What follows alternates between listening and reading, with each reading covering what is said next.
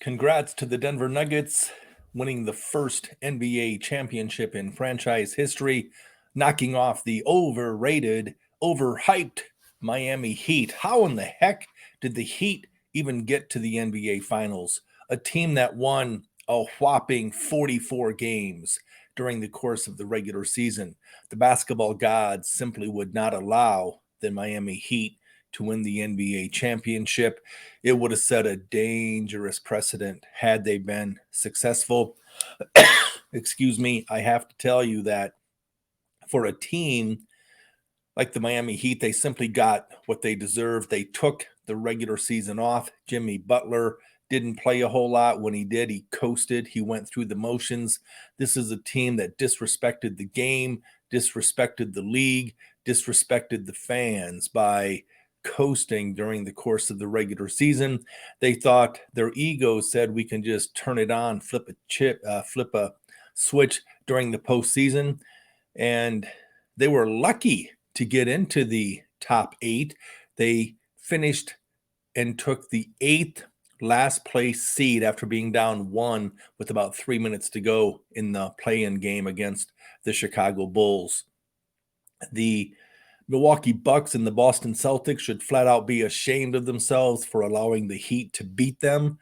The Bucks, Giannis whining and crying. I'm a big Giannis fan, but for him to cry after the series loss to the Miami Heat when a reporter simply asked, "Hey, do you see this season as a failure?" And Giannis actually compared the Bucks to Michael Jordan and the Chicago Bulls, who won 6 NBA championships and never even faced an elimination game in those 6 championships game. Giannis' lame excuse at the time was, "Hey, Jordan won 6 NBA championships in his 15-year career. Does that mean the other 9 years it was a failure?" And obviously the reporter, if they had any backbone, would have said, well, they never lost to a number 8 seed as a number 1 seed. And that's exactly what the Milwaukee Bucks did. But they got rid of their overrated, overhyped coach. Budenholzer should have been canned years ago. They did miraculously win an NBA championship in spite of Budenholzer's shortcomings. But the Boston Celtics, Game 7 at home, when it comes to sports betting, some things just don't add up. And that game, it just goes back to, in a one-game situation, anything can happen. But the Boston Celtics did the hard part. They underachieved and were down 3-0. And now they fight all the way back to get a Game 7 on their home floor, and they flat out laid an egg. Good job, Jason Tatum. Great job, Al Horford, Brown, Smart, everyone else on that team that underachieved, starting with their leader, their coach. But the Miami Heat, when they took on the Denver Nuggets, as I said on this channel, day in and day out, the Denver Nuggets for the NBA Finals get a bye to take on Jimmy Butler. It's 2 against 5, basically, Butler and Bam and no one else. And of course, the Denver Nuggets won 4-1. And the one game they lost, they blew an 8-point fourth quarter lead. Super happy for Jokic. Mark Jackson, hey, hopefully you won't forget about Jokic. What a lame excuse. Mark Jackson, broadcasting these games, actually said he left. It was found out that he left Jokic off the MVP ballot. You, me, and a blind monkey could tell that it was a 2-man race, Embiid and Jokic. Embiid had a great season, but like Jimmy Butler in an elimination game, he didn't step up. 5 for 18. But back to Mark Jackson. This guy is not off the hook. He flat out said, "Oh, I forgot about Jokic." BS. Once that didn't fly, he said, "Oh, I made a mistake.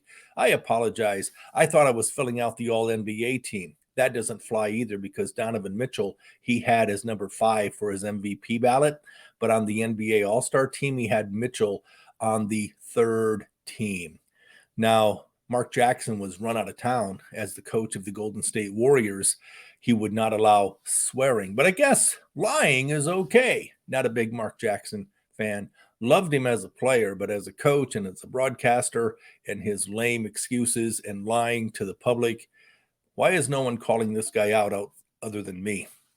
Denver Nuggets winning their first NBA championship in league history. That's outstanding. My name is Scott Pritchard, professional sports bettor, senior handicapper, VegasInsider.com. The plays are time-stamped and documented for football. I finished number one a year ago, hitting 65% winners.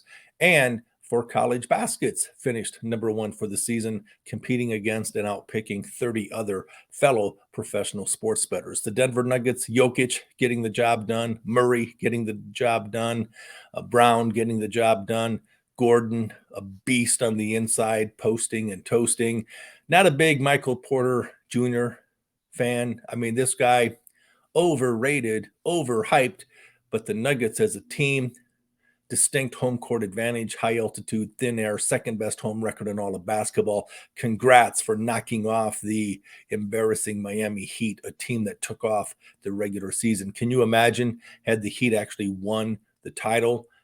Every team would have actually taken the regular season off more than they already do to just sandbag and then turn it on come playoff time. Congrats to the Denver Nuggets. Now let's be betting baseball and WNBA until preseason football kicks off in August. See the cashier.